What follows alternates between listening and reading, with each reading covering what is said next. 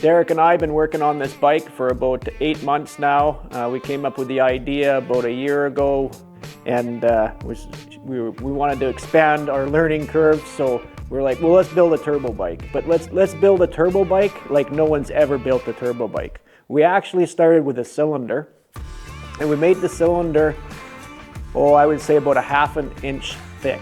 So the cylinder wall is a 1/2 inch thick. The reason why we did that is so it would dissipate heat. So we bored the case in this thing, and we put this big thick cylinder in there. And then we were like, well, what's the next weakest thing in the engine? The next weakest thing in the engine was the piston. So what we did is we made basically a nitro funny car piston. It's got 2 rings and an oil ring, and the dome on it's probably about a 1/4 inch thick. So then we went, well, what's the next thing that's going to break? It's the rod. So we went and got, what is it, a hot rod? We put a hot rod in there, and then we started designing this engine to withstand the pressures and the heat conditions that a turbo engine makes. So we got a Garrett turbo, and we built this crank and this cylinder and everything, instead of just buying like a 450 and putting a car turbo on it. We built the engine and then the turbo around it. So Derek built this exhaust system in here, all right? And there's the wastegate right here. We got the wastegate, and so the turbo actually sits right up underneath here. We wanted to be as close as we could to the inlet so that the lag would be less. And then we didn't want the turbo hanging out the back or off the front because we think that's kind of shitty. So we stuck everything right up under the seat. It all fit in there. It's amazing. And then we got the wastegate, and we got the 2 pipes here. And the bottom pipe, it just looks cool, right? It's really neat. The bottom pipe is what bleeds off the wastegate, and then the top pipe is the turbo. So then on the other side, we're like, how do we up the game even more? How do we make this thing better? You know, what are we gonna do? So we thought about everyone's turbo problems. Turbo engines always run hot, so how are we gonna keep it cool?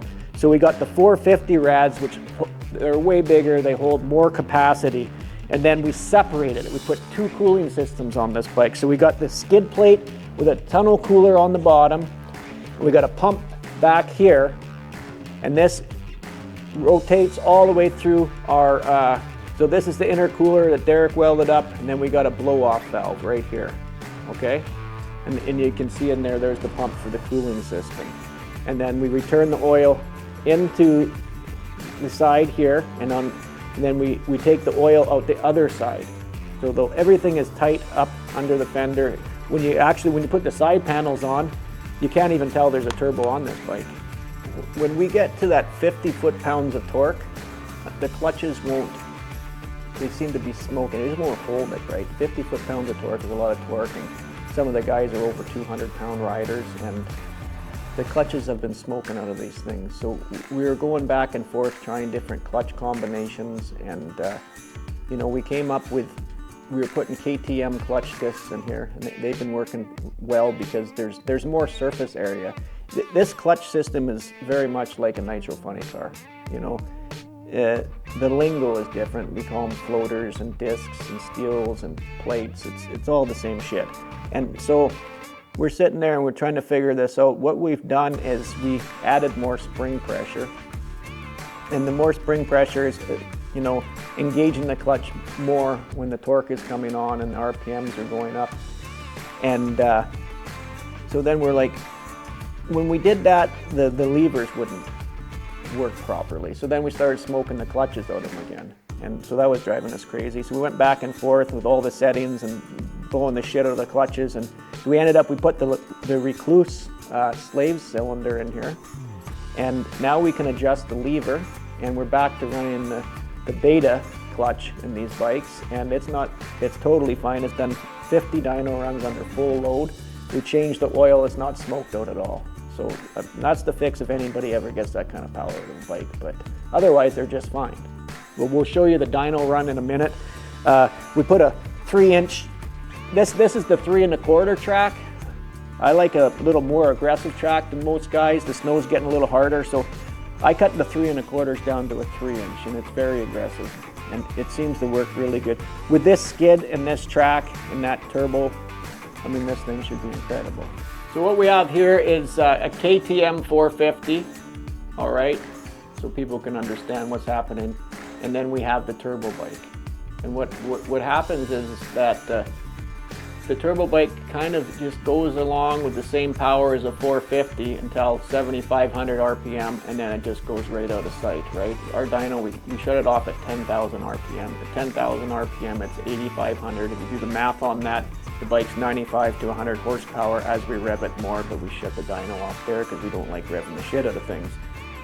And so I believe that this thing should be unbelievable up top because it's always making boost, and you're going to lose 12% to 15% on the 450s when they're up top just because of air pressure alone. And now we're going to show you the 700 and the 650.